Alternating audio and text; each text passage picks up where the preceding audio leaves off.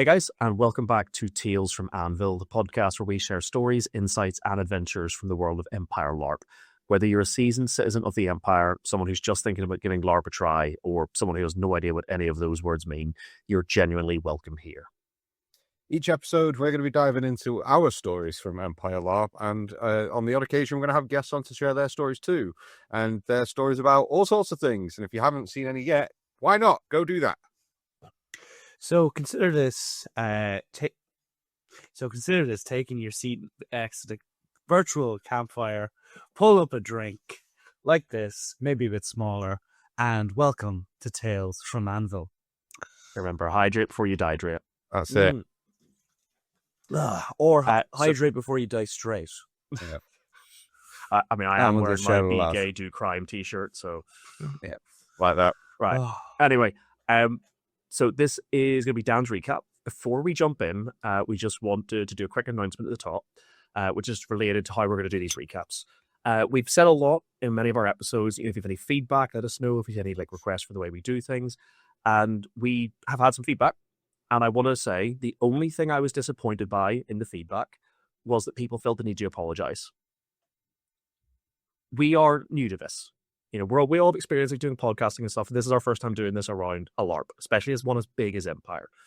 We welcome advice. We want to improve. We want to be better. And we've had a few people reach out, and we are going to tweak the way we do some of these recaps. Mostly to do with how we talk about active plot or other people or just things that were happening. So if you yourself have any feedback, please do, reach out to us, drop us a message, whether an email, find us on our Discord, because we're always welcome to improving the way we're doing this. That said, there is one thing I want to make very clear. Because we had a couple of people turn around and be like, oh, that's not what happened. I want to make this very clear. Our recaps are given from our character's perspective. I know sometimes that means we will be actively spreading possibly rumors and stuff, but that's because that's what our characters learned. Where we can, we will try to verify stuff. But I can tell you right now, we were packing down at E3 and there was a big thing that happened. And I asked 3 different people, hey, did you hear about the guy that was involved in that? And 3 different people told me the same thing. Turns out, absolute nonsense.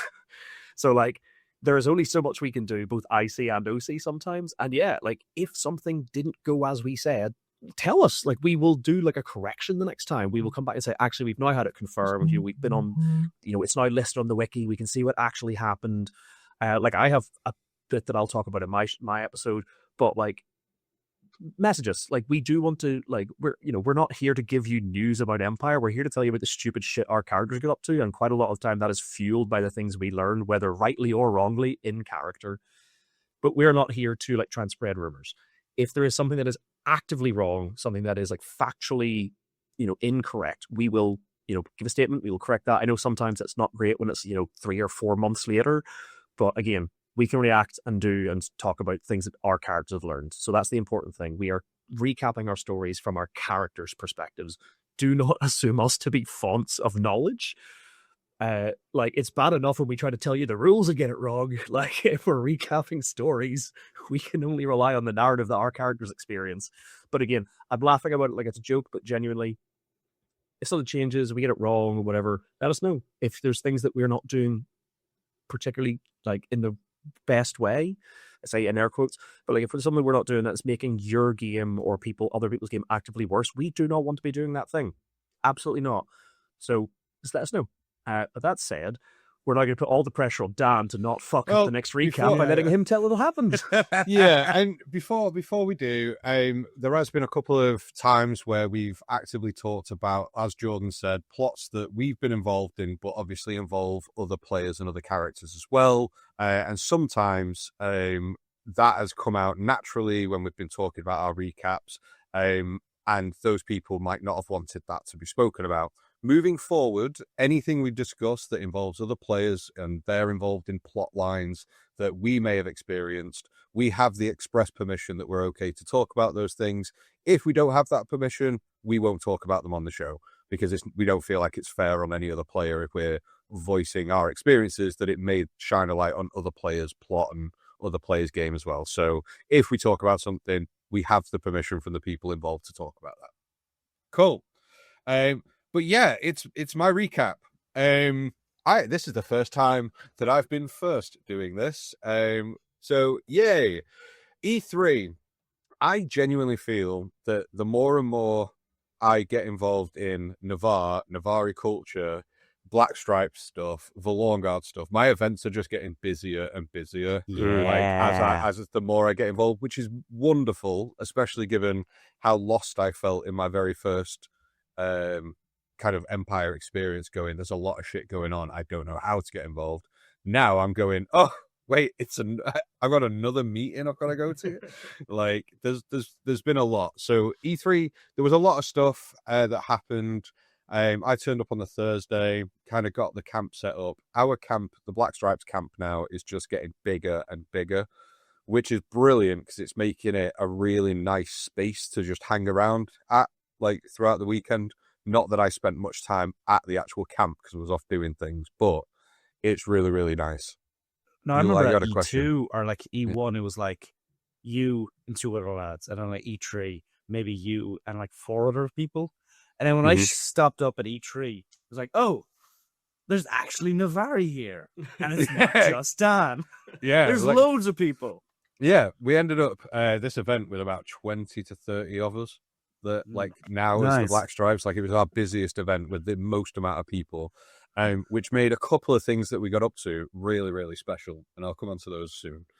But in true Black Stripes and Navari fashion, kind of on the back of what Kev said during his episode that he guested on before the event, we had maneuvers. So for anyone that didn't catch that episode, what we've tried to do is before time in on a Friday, we get a bunch of people onto one of the skirmish fields, and we've run some kind of like low maintenance skirmish things. So getting into formation, how to kind of react in a flanking situation, that sort of deal. And we played Capture the Flag, which was really, really fun. Because formations went out the window and it just looked like a scrum. It was just fucking like a scrum. It was just chaos. You had people that like threw the swords across the like over the shoulders that clattered to the ground and just went full ball sprinting like the running man across a field to grab a flag and run back. Like it became a big game of fucking tag in the end. I'm genuinely really sad I missed that because I think me and Cian had both intended to go to this. And then we got stuck in the weapons check queue for like an hour and a half and just fully missed it. Like we watched you guys go on the field, and then by the time we got back to camp, you were coming off the field. Yeah, and I think you're not the only people to have been stuck in that queue. I think everybody did. As I'm sure any Empire player that is watching this will know, they've recently changed a lot of the rules around. No, this is I'm going to have to correct you now. I was going to say about shield sizes, because they definitely have. You can only have shield sizes of a certain shield. Because this is the thing. They haven't actually changed anything. They're just enforcing rules that have always existed. This is why I want to be very clear, because there's a lot of people were talking about this in the field, where they were talking about they changed the rules. Technically, they didn't. The only thing they did with the shield was they technically clarified the shape. Yes. Which was never actually clarified before, but the sizes were always the same, but they've never clarified the shape. And then on this one, they've clarified weapon measurements. Yeah, so that was the other thing that hadn't been enforced for a long time was weapon measurements, which has had a negative impact on a lot of the vendors that attended, because, again, a lot of their stock couldn't actually be sold at the event and used at the event now. Because it classified as anyway. But yeah, so we went and did skirmishes, so the maneuvers, which was really fun. The weather at this event was again fucking baking, so we were very conscious to try and make sure that we kept everybody out of the sun while we were doing that. And then time in happened, and then it was just a lot of running around different nations. There was a lot of skirmishes, but we were asked to go on a 6:30 skirmish, of which we were asked to provide 10 Navari for. And at 6 o'clock, a runner came and said, "We now need 15. So I said, "Right, we'll get you 15. We turned up at the gate and he said, "Actually, can you get more people? We don't think we can fill this skirmish." So I had to run around Navarre and ended up getting 35 Navari through the gate on a 65-man skirmish for the Russians so that we actually managed to get on the field and actually. This is the one that didn't go well, isn't it? It went well for us. Like no Navari fell, which was fine. But it didn't go particularly well for other people, I believe. Yeah, you didn't make the objectives, did you? 'Cause I know there was like one of the first 2 skirmishes of the day. No, they didn't so meet the objective. No, they did. The 6:30 one was fine. We hit the objectives. It was the 6 o'clock. Cool. I think it was like the one before it. Yeah, maybe the first one that didn't. But yeah, hit all the objectives. So that was great. So yeah, we had a few skirmishes running through the early part of Friday, and then the next big thing that happened on Friday was, for those that don't know, at E2, Navarre finally funded the 3rd Navari army, which was a really good milestone, fantastic news. But with that, we had to vote in the new general, and as part of that, for anyone that doesn't know how that works, anyone can go and stand for general. It is usually done in a way that the amount of senators you have in the nation count as 1 vote. So if you have 3 senators, it's 3 votes. And then Navarre do it a little bit different, where the Thorns can go to Thorns Council and they can have a vote, and that's done by kind of standing behind who you want to be the general. So in this circumstance, all the generals went off for their interview, or prospective generals went off for all their interviews, and we all went to Thorns Council to wait for who was going to be put forward to Thorns Council to be elected. So they turned up with 4 candidates, and one of the candidates that we wanted to elect, and a lot of Navarre wanted to elect, was part of that 4. So the Thorns were asked to stand behind who you want to be general, and it was fucking a landslide. The amount of people that stood behind Braith, his character's name is, it was a landslide victory for the Thorn. Like, nobody got close by even half. However, because the senators have the deciding vote, so the way it works, so let's say candidates 1, 2, and 3. Senator 1 wants candidate 1, Senator 2 wants candidate 2, and all the Thorns go for candidate 3. Candidate 3 is automatically eliminated, and then we then become the deciding vote between the 2 senators, is how that works. So even though Braith won the Thorns vote by a landslide, because the 2 senators decided on 2 other candidates, he wasn't getting elected. So Braith was overlooked. So they put 2 other candidates in front of us, and people weren't happy, to say the least. A lot of the Thorns actually didn't vote in protest. So because they felt their voice wasn't being heard, when they said, right, now stand behind candidate 1 and 2, a lot of the people that were there that were willing to vote for Braith just walked off, shouting, "This is fucking appalling. I can't believe that you do that," and walked away. Yeah, it does seem like Empire-wide has just a voting problem. Yeah. We had some very similar in Earl's Council of like, yeah, the shit. Yeah, it is. But yeah, no, that's fucked. Yeah, and people weren't happy, like, in the slightest. Were not happy in the slightest. It was, it was appalling. So, as you can imagine, people walked away from that. Now, the thing is, one of the senators was being voted on the Saturday. So I'll come to what happened with that. But I was just about to say, so you need to get rid of those senators.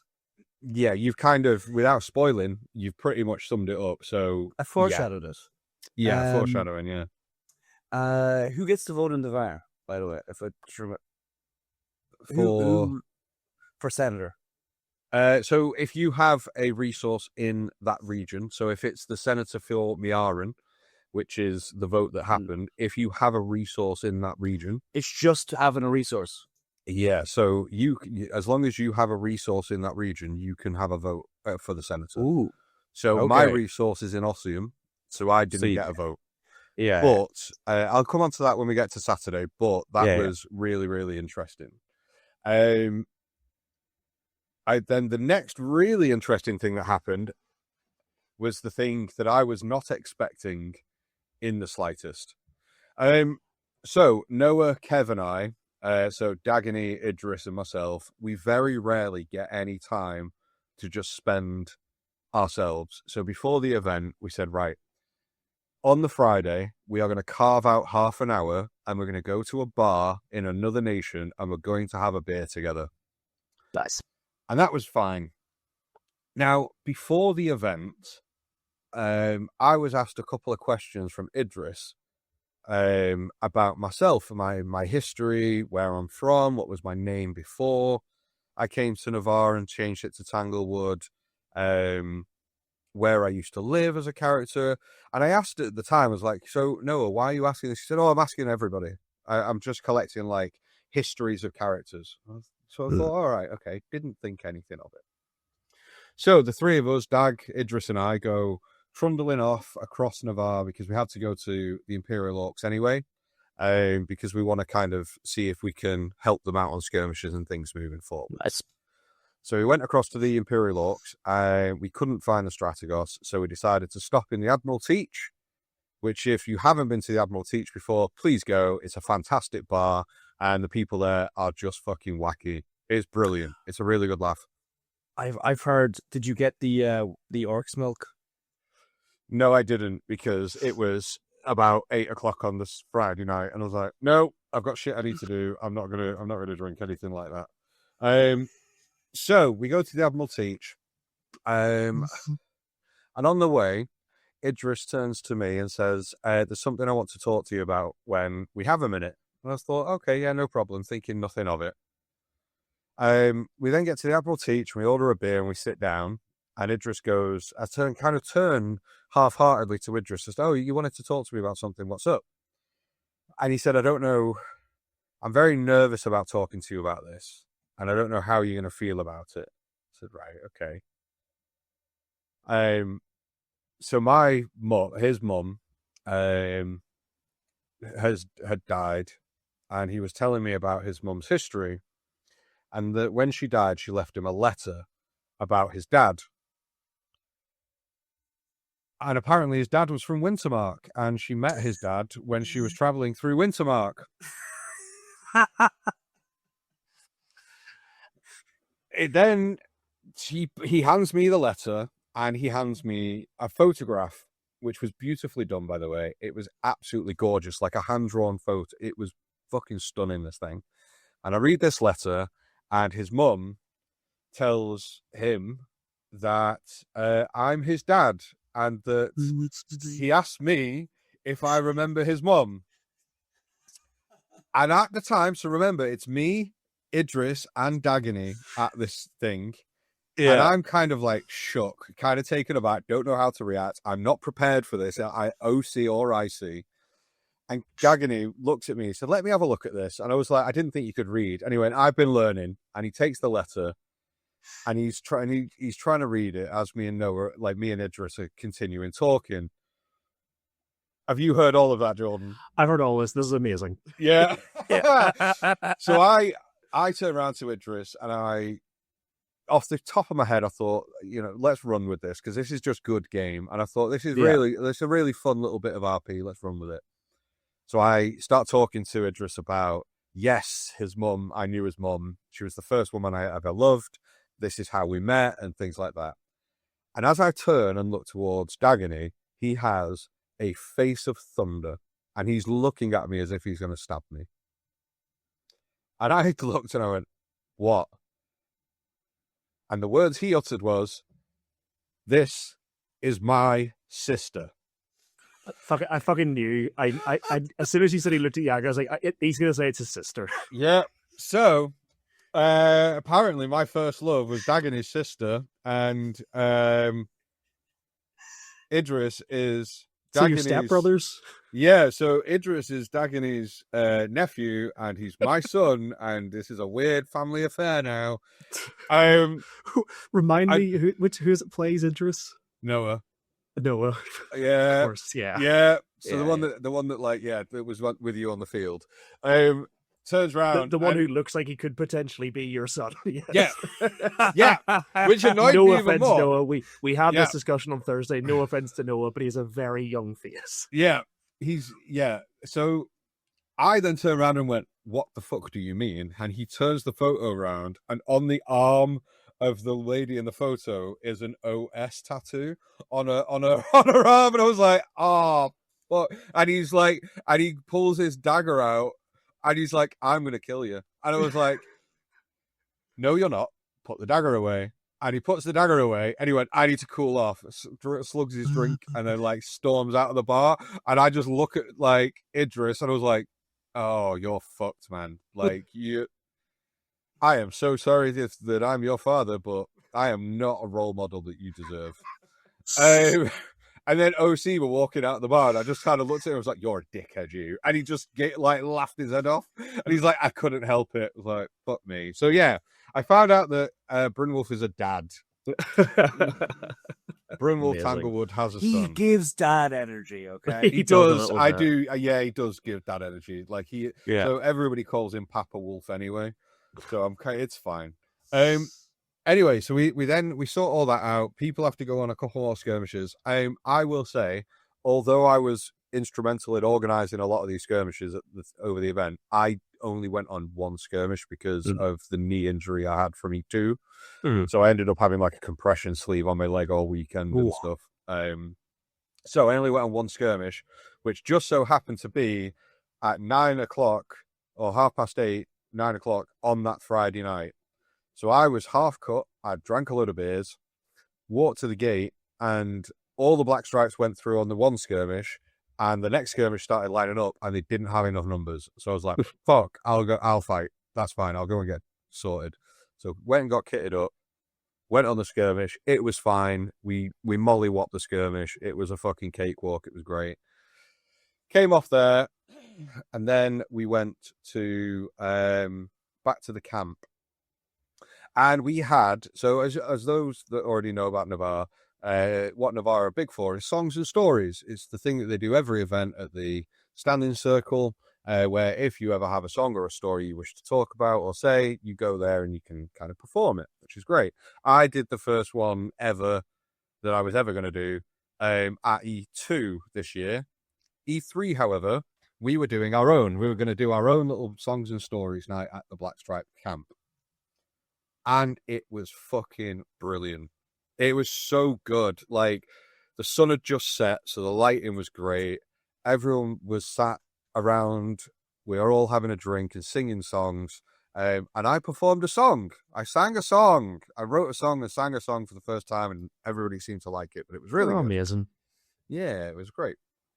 And you're going to do a rendition of that? No, yeah. I mean I could, but I'm not going to do that. And you're going to sing it again at E4, so that I can hear it. Yeah. I was probably, and then again at E1, event. So I can see it. Yeah. I'll do that. I'll do that. So that pretty much rounded out Friday.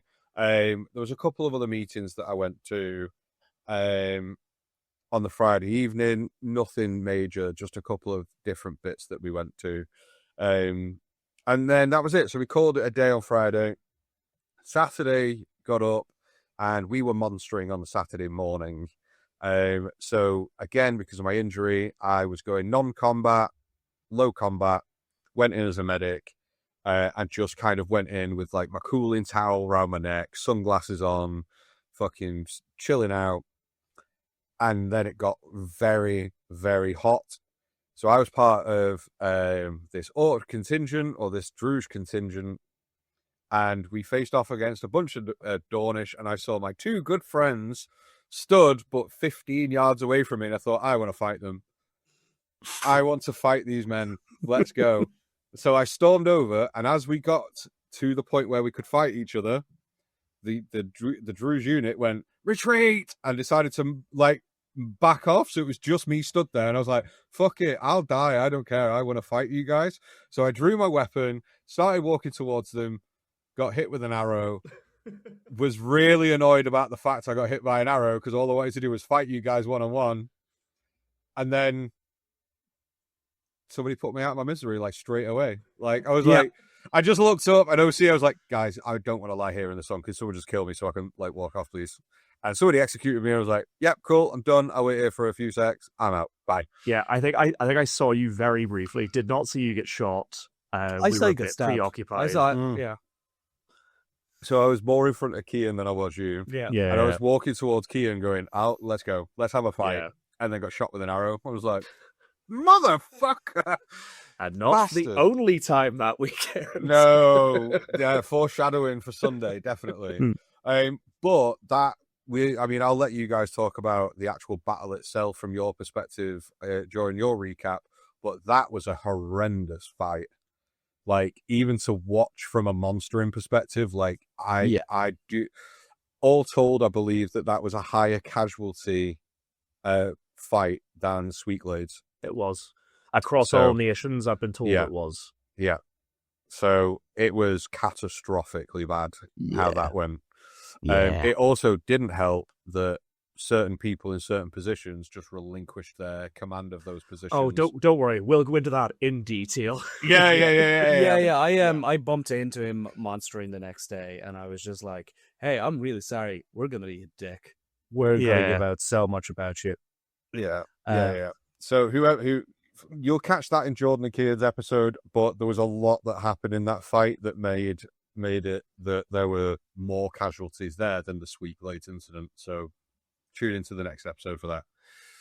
Anyway, we came off the field. I came off a little bit early because my knee was hurting and I was baking in the sun, so I'd had enough. Went back to camp, kind of cooled off for a bit, and then we went immediately to the senator vote for Miaran. Now, the mood in Navarre wasn't great, based on what happened with the general vote the day before.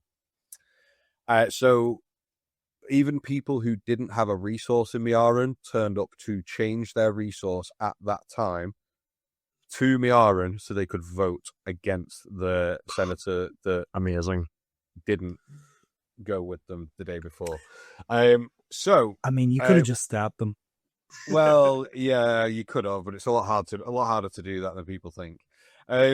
So we went to do the Miaran vote. Riziark, Heartsbane got the Miaran senator vote.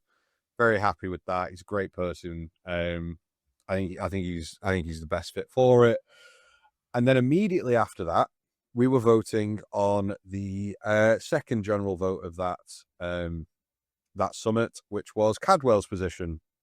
So Cadwell is the leader of the second army or first army in Navarre, and it was his re-election. So he was running, and there were a number of different people that ran against him. We had Mar Embercast that went in for that generalship, and we thought that he stood a really good chance of getting it because he was well respected. A lot of people backed him. However, because of how the general vote went the day before, rather than doing the same thing again, the senators decided it would be better to do the interview and they would decide between which two candidates they think are best suited for that generalship and then just come to us for the deciding vote. So don't get us to do a vote between four, get us to just do the vote between the deciding two to not mess people around. Unfortunately, Mar wasn't part of that too, so it was between Cadwell again and Rook. I want to say his name's Rook. No, can't remember what his name is. But it's the Speaker of the Thorns. Voice of the Thorns, sorry. So the vote happened. Cadwell got the generalship again, which is fine. And as part of his re-election, he made Braith his adjutant as way to try and appease what happened the day before, because he obviously knew that people stood behind Braith. He wanted to have somebody that people supported with him. So he made Braith his adjutant, which I think is a really good choice. Really, really good move on his part. I think it's a strong political move. Yeah, really good move on his part. And I think it'll just be good for him anyway to have somebody strong behind him and helping him. So that happened. That was fine.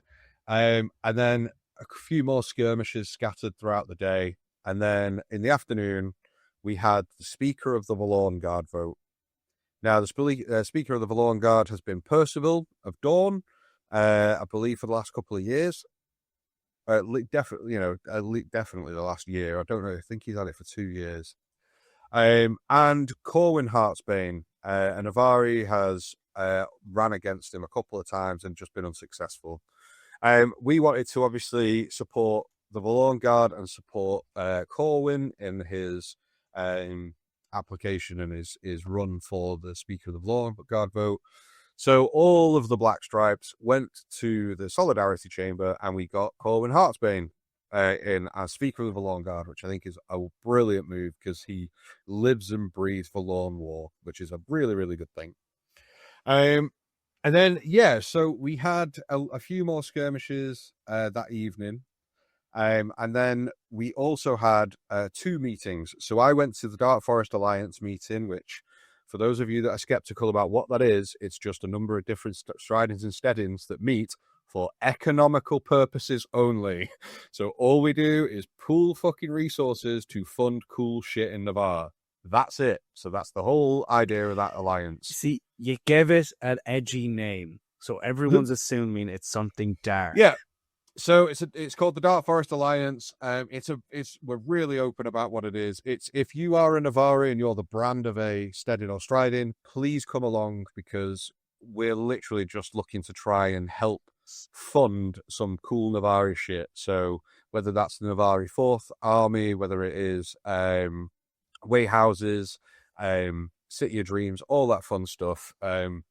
That's what we look to do. So we go to that meeting.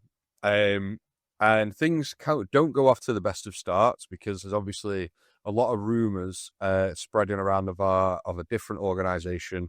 And somebody attended that meeting and asked everybody around the table to swear blood oaths that they weren't a part of this other organization.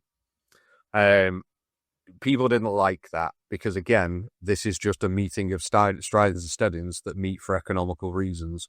We don't feel the need. We have to do that. We're not doing anything else other than this. In the heats of that conversation, somebody rushes into the tent and proclaims that Neve, the general of the other general of the only other army that I haven't mentioned, has been executed. Because they were found dealing with heralds. Oh yes, I heard about this. And was brought to in front of the militia, tried, and executed. Found guilty and executed on the spot. Do you know what specific herald? It begins with an A. Agremant. Oh, yeah, that's bad. Yeah, I was pretty sure I'd heard about this. Yeah. It was something to do with they were trying to arrange their help in secret for one of the campaigns or something. Yeah, exactly. So there was a bit more plot to it, but again, I don't want to talk about detail or spread rumors based on stuff that I've just heard around Navarre. So all I know for fact is our wonderful Neve, who was a great general for us, really, really wonderful person, was dragged by the militia, tried, found guilty, and immediately executed that evening. Mm-hmm. This happened at 9:30 at night. Damn. Ooh. So as you can imagine, Navarre fucking went up. Woof, uproar. People were running throughout the streets, shouting. People were unhappy because there wasn't much information going around about what had actually happened. Anytime we tried to find out information, we were told, you'll find out everything at standing tomorrow, which again, FOMO, people that suffer with that don't like statements like that. So there was a lot of uproar. So what happened next? We, as the other alliance that the Black Stripes are a part of, the Blazing Hearts Alliance, which again is more, I'll talk about that in a second because I've forgotten about that, Cian, which is all, it's just the combat alliance that we've got. So it's Stormwall, Ashentear, Embercast, Sisters of Ash, and Black Stripes. We were planning on having a bit of a meeting anyway to kind of open it up to how we want to, what other units we want to bring in, who else we want to invite into this thing. But I want to make this abundantly clear. These are very open meetings. So we just choose a camp to go and sit in, and we have this open conversation, and it is open to anybody to come and listen in, and we welcome anybody to come and listen, because it is, all we're doing is we talk about things like generalships and senators and what we think is best for Navarre and what we can do as big groups of people to try and affect change in a positive way, right? So whether that is by electing who we believe to be the right person for a particular role is, and we have big debates about that. But it is very open and like honest, really. There's nothing kind of behind the curtain shit that happens. The only other thing that, and it was great, but as I'm sure you can imagine, that meeting was very, very tense because of what had just happened. So everyone was on fucking tenterhooks because we'd just had a general who had just been executed, and then nobody knew who was going to replace them, who was going to step up and take that role, because we were fighting the next day, and we didn't know, like, Neve was supposed to be, or I believe Neve was going to be the on-field commander for that battle before they were executed, I believe, and then somebody else had to step in and do it, I believe. I could be wrong. Again, that's just, I will preface it, that could be wrong, but I'm surprised they didn't like get a clemency defense or anything. It'll depend what they were doing. Yeah. Which obviously we don't have the details on, we can't really speculate. Yeah, but exactly. Actually, just because we've circled back on that quickly, just because I realized it was only after we moved on, I was like, oh, people might have no idea what we're talking about there. Obviously, we've talked about Eternals a lot. They come up quite often now. There are certain, I think we've mentioned before, there are certain Eternals that is currently illegal to talk to. And this changes quite regularly, as and when the Empire as a whole, certain people make decisions about which ones we can and cannot speak to. Currently, Agremant is a big no-no. Can't talk to Agremant. It's also important to discuss that Eternals aren't inherently good or evil. Eternals are a manifestation of a thing, whether that is loyalty or whatever. Agrement is all about a hunger, a great hunger. But critically, there are some of the spells and rituals and shit and the effects that you can put onto people that are actually really helpful, but they just come with a little effect on the side, which is usually things like you want to try a little bit of cannibalism, little things like that. Because of that, he's currently illegal to talk to. So it fully depends on what exactly they were doing. Talking to him would have been a telling off, a fine, and maybe a slap on the wrist. If they were like working to like bring in heralds or some shit, then there are levels to this. Ultimately, they're all illegal, but some are. Here's a more fine. illegal Don't than fucking others, do it again. Yeah, exactly. And again, we don't know the full details of what happened, so we're not going to talk about hearsay. And the only other thing that happened on Saturday, which I think was really, really fun. So before the event, there was a Dornish gentleman by the name of Earl Maddox who decided it would be a really good idea to put posters everywhere saying Brasiliand was Dornish, and he would fight anybody who disagreed with him.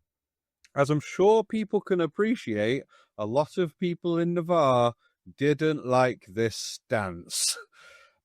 So Earl Maddox went to the Glory Square at 4:00 and got the shit kicked out of him. I did like that he, first of all, like pre-E3, made an advertisement which was like, I challenge everyone, I believe Broceliand is Dornish, like come and fight me.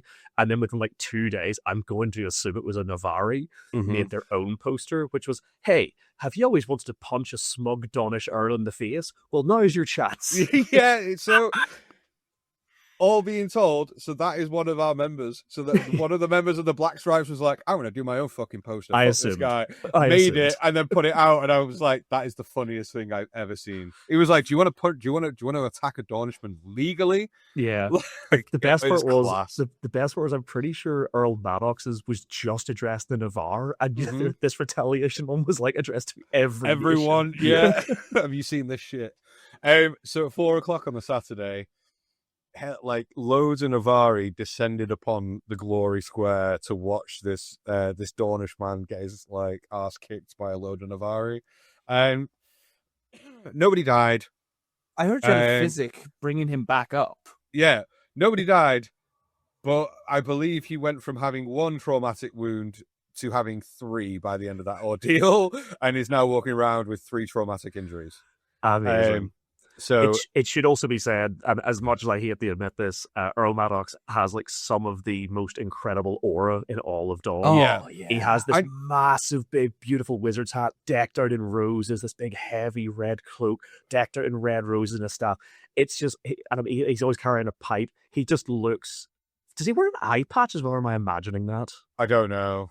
I wasn't there at 4 o'clock, so I had to But be doing other things.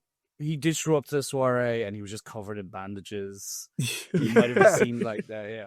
But I mean, yeah. From an OC perspective, like we found out afterwards, that entire thing was just pantomime, and he was just rage baiting Navari. Of course. What he didn't anticipate was about 50 Navari turning up at the Glory Square to try and fight him. And he was like, he spoke to Samden afterwards, and he was like, I think I'm going to need a lawyer moving forward. So now him and Samden, or Sean, I see, are going to go into business together so that he can go on. Earl Maddox can continue rage baiting, but he can do it legally and have a lawyer to back him up. Like if it ever gets to the point where he pisses someone off too much, which I think is a beautiful end to that little saga. It's great. It was fully intended as a bit of like I'm going to annoy some people, and then as soon as I saw it, I was like, oh, he's going to die. Yeah, like if he doesn't have a physic on hand, he is going to die. Yeah. Yeah, a lot of people were like, OC being like, so we're just killing this guy, right? We're just gonna rock up to like full kit and just beat shit out of this bloke and kill him.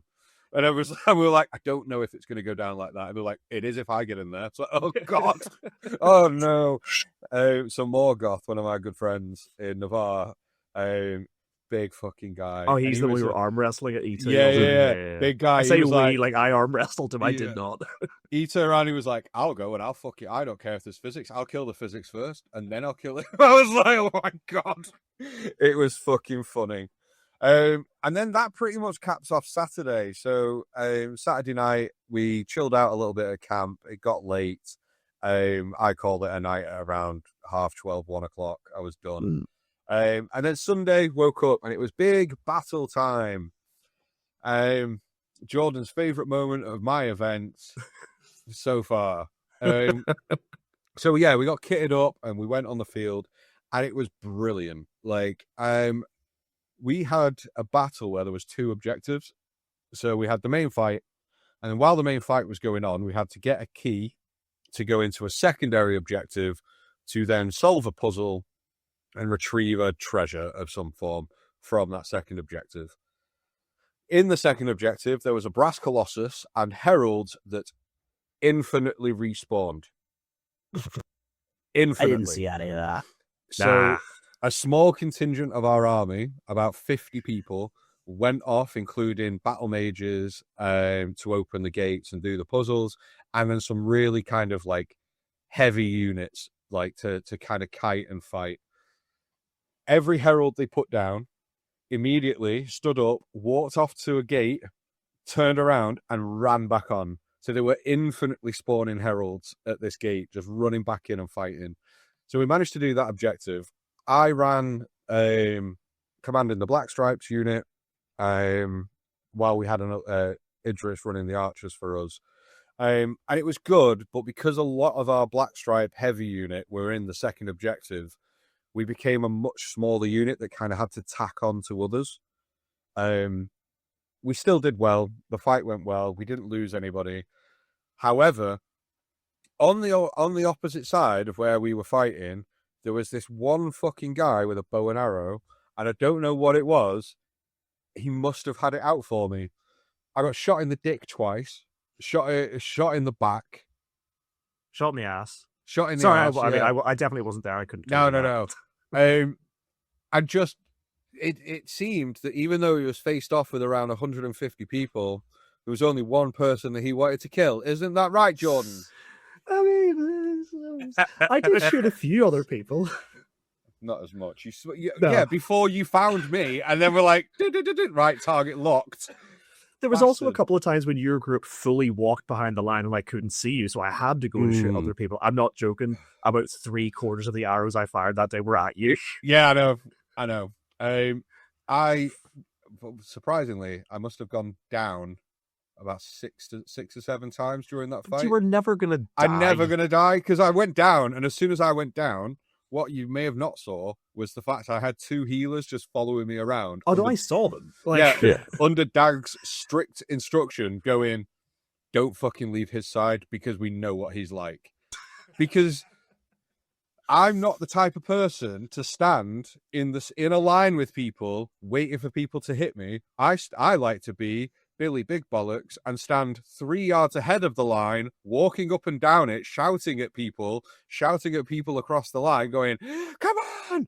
waiting for people to come and fight. And it didn't happen. I just kept getting pot-shotted by some twat-head archer. I mean, don't stand 3 fucking yards in front of your line. It was so good, though. I was like aura farming for no fucking reason. Like, I don't know why I did it. I was having a great time. Half our camp, or like most lot of non-combatants in our camp, were bird watching, as they call it. And they were just like, as soon as I went up to them, they're like, "Yeah, your mate Dan was fucking aura farming like no business." Yeah, he dodged. And that's why so I kept shooting you in the dick. Yeah, yeah. I had such a good time. I was just kind of walking up and down the line, going like, "Come on, fucking hell!" And there was and I was getting annoyed because we were on the right flank as we were stood, and we outnumbered you guys 80% of that fight at most of the time, and we kept being told to hold our ground. And I'm like, I don't understand why we can fucking mollywop this battle, wrap round, and actually take ownership and fucking... Because as soon as you do that, all of the respawns come in behind you. I don't mind that. I don't mind that personally. That makes it interesting. But yeah, we kept getting told to hold our line. And then we had another objective that was in front of us as part of that unit to get a chain off of one of them. And you were about 10 yards away. And we were like, we could just bum rush this lot now, kill that guy, get that objective and get out.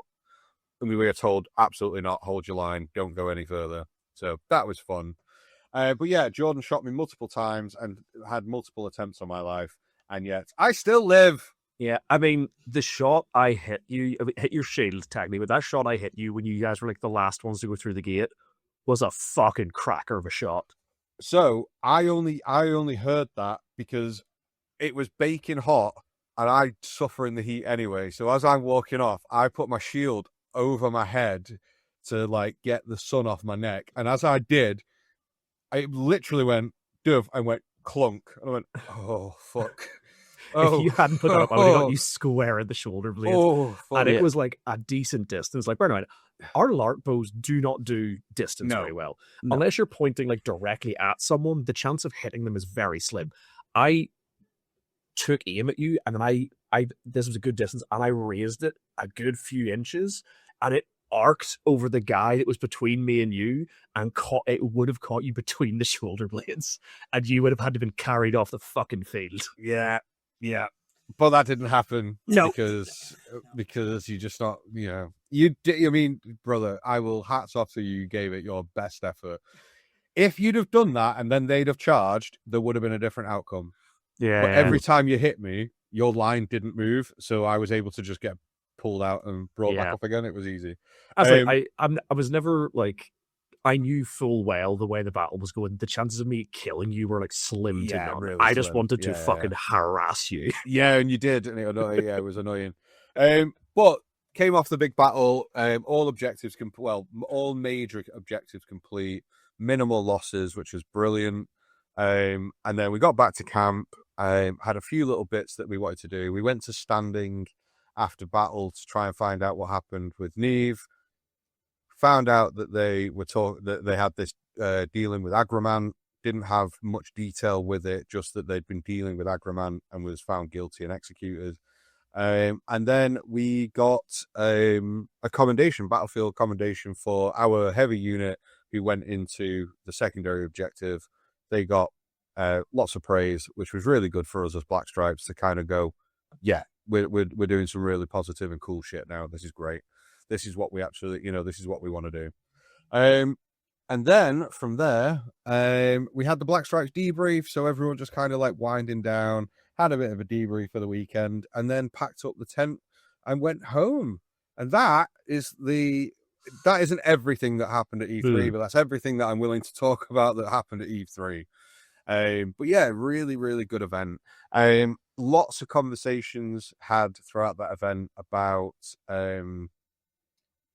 this other organization within Navarre. That got pretty frustrating by the end of the event, I will say, from an OC perspective. I won't go into too much detail, but I was asked about that about 20 times throughout the weekend. And by the end of it, I was just pissed off about repeating the same fucking answer constantly. Like, no, it is not me. It has nothing to do with us. Fuck off. So we got really annoyed about it by the end. And I think it was starting to impact, like, game that we were trying to chase as well, which was the frustrating part, right? Because I'm all for people doing whatever they want. But if it starts to then, if there's no OC check-in after a couple of events, that's when I start getting a little bit like, right, come on, guys, fucking hell. No one's actually like, you're just pressing this issue now. And so got a bit frustrated about that. But other than that, wonderful event. Really, really good. E4 is going to be a good event. I'm going to be going for a hat. I'm going to be going for a role at E4, which I'm excited about. But E4's, we've decided, is going to be a much more chilled event. We're not going to be doing as much, like, we're not going to do as much fighting. We want to just chill out for an event, really, if we can. Other big news, completely forgot to mention this. The Black Stripes have now officially got all the funding needed to be a mercenary banner. Nice. So, fun. We've now we've got to a point where we can now fund a mercenary banner. And we are currently in the process of finding contracts. So if you are watching this from an OC perspective, if you're interested in hiring mercenaries IC, please send me an IC letter, because I'd be very interested in having that conversation, please. Very interested in having that conversation, IC. If anybody is interested, then yeah. How much would you be charging? It would be very interesting how you fight like Dawn's side. It depends. Yeah, so it depends, doesn't it? So depends on the length of contract. If you're looking to hire, I mean, I can get into the intricacies now, but I think that's better. It's better again. Yeah. I'd rather not do it out like here, because I don't want to advertise what pricing is. I'd rather do it IC personally. Yeah. But it depends on the length of contract. If people want a short-term contract, we'll probably charge less per merc, because it's only over an event or two. But if people are wanting us for a full 12 months for every event for a year, then it'll be a little bit of a higher cost per merc, because the risk is higher, right? Yeah, absolutely. So, yeah. But yeah, that's it. Have you guys got any questions? Do you want to talk about what hat you're going for, or you want to keep that a secret? I think I'll keep it to myself for now. I think it's fairly obvious. I think there's only a couple of hats that are actually up for grabs, but it is where it's the fuck it, I'll say it. I'm going for the Spear of the Seven role. So it is a Valorn Guard type role. Nice. So yeah, I'm going to go for that, which is a Navarre only position that is voted in by senators to help with Valorn Guardy things. So yeah, nice. Spear of the Seven. That's what I'm going to go for. So yeah, I've had some good conversations at E3. Went and spoke to a couple of the senators about my intentions and had really positive conversations with them about it. So yeah, we'll see what happens. Again, nothing's a guarantee. I'm going to go for it and see what happens. Not a very important question. How's your self-care been? Better this event. So I went into it again, because I messed my knee up at E2. I was very conscious of my own physical capabilities, and I know full well that I tend to get carried away when it comes to fighting. Yeah. So I stayed away from skirmishes a bit through E3, and it paid dividends, because I was able to like fully commit to the big battle on the Sunday, and I could get through that, and it was fine. I will say a massive shout out to Hulda, by the way, who mentioned about Liquid IV. If you haven't heard of this or haven't got any of this yet, make it a part of your LARP kit moving forward. It's cheap. You can buy it from Amazon. It comes in different flavors, and it literally saved my event, because during hot events, hydrating yourself becomes the problem. Liquid IV, it's a sachet. You pour it into your big LARP appropriate bottle with some water, slug it down, right as rain. Kev came to me on the Saturday morning. I was feeling kind of really under the weather, was suffering with a little bit of heat stroke, I think. I gave him a Liquid IV. Within half an hour, he was like, mate, I feel fine now. I'm back. I feel fucking great. That stuff's amazing. So if you haven't got any Liquid IV with you, please take some, because even if you don't use it, it's great to have on hand in the event that you do feel dehydrated it just You get that. snaps you back out of it. But yeah, it was good. Self-care was good. I ate 3 meals a day most days. It was good. Took care of myself. Yeah, Good. really good. Good. Really good. Feel good about it this time. And I've started to learn from previous mistakes. So those mistakes being getting pissed in a field on the Friday and still feeling it till the Sunday. That I get too carried away. Like if I go over a certain point, we will talk about it at my recap. But Yeah. I could feel it on the Sunday. I could really feel it. Yeah. So I don't mind it now. I've got to a position where I'm going, I don't need to get too drunk at these events now, because my game needs me to be fucking on top of my shit constantly, because I'm here, there, and everywhere now as part of what I'm doing. So getting too drunk will just wipe out like half a day for me, and I don't want to do that. But 100%. yeah, Jordan, any questions? No, I think I've asked any ones I can think of. Yeah, good. Well, that's it for me. That is everything for my recap. Woo. Thanks for sharing. You're welcome. Just seemed I feel like we've obvious been to very stop. low energy. Yeah, thanks for sharing. Yeah. No, thanks very much, Dad. It's going to be interesting. Sort of spoiler alert here. I'm just thinking how weird it's going to be at E4 because you two are both going and I'm not. So E4's recaps, I'm going to be listening to them all, not knowing anything that's happened. Although weirdly, just because of the way this one worked out, I actually got to see very little of you in character, so most of this was news to me as well. So yeah. I think we interacted maybe twice, if even. I think once actually. So we won't say what those interactions were until you can talk about those interactions. But I interacted with you twice throughout the event. Once on the Friday and then once on the Sunday. Or no, once on the Friday and then once on the Saturday afternoon. Yeah. So yeah, foreshadowing is a literary device. Yeah, it made for a very interesting experience. There is also another thing that happened on the Saturday afternoon that I haven't talked about in my recap because it's not for. I don't want to talk about it until Jordan's recap. But that was a harrowing experience and probably my most emotional experience of my LARP career so far. You made me cry, Jordan. I don't do that. Again, we're maybe giving away too much here. I spent a lot of Saturday crying, so fucking suck it up. If you want to know why, please tune into the next episode, which is going to be either Cian or Jordan's or recaps. Or both. We'll see. But that's everything from me for this recap. Thank you, everybody, for tuning in.